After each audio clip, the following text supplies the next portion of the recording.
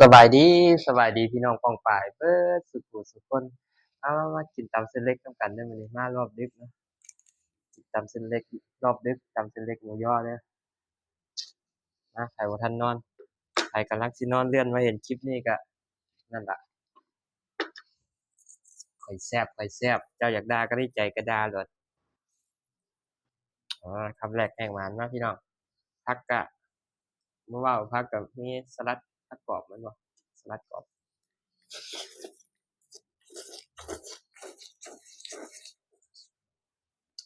อือ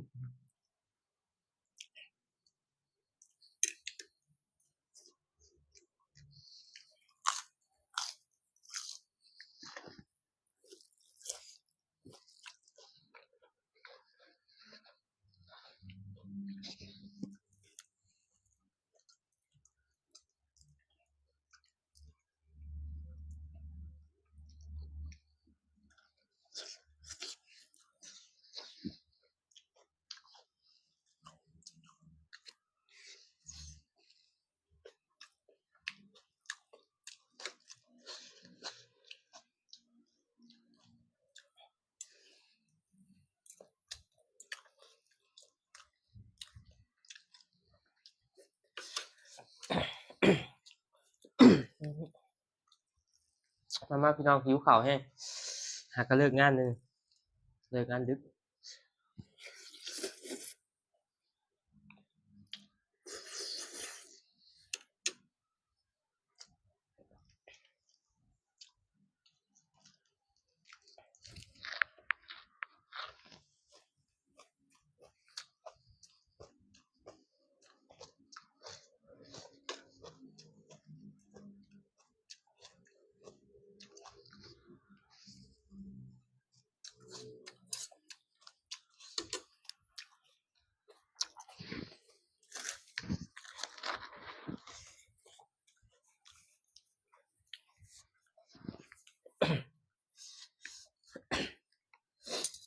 เรื่องกับข้าวนี่ส่วนมากส่วนหลายสิเฮ็ดกินเองเนาะเพราะว่า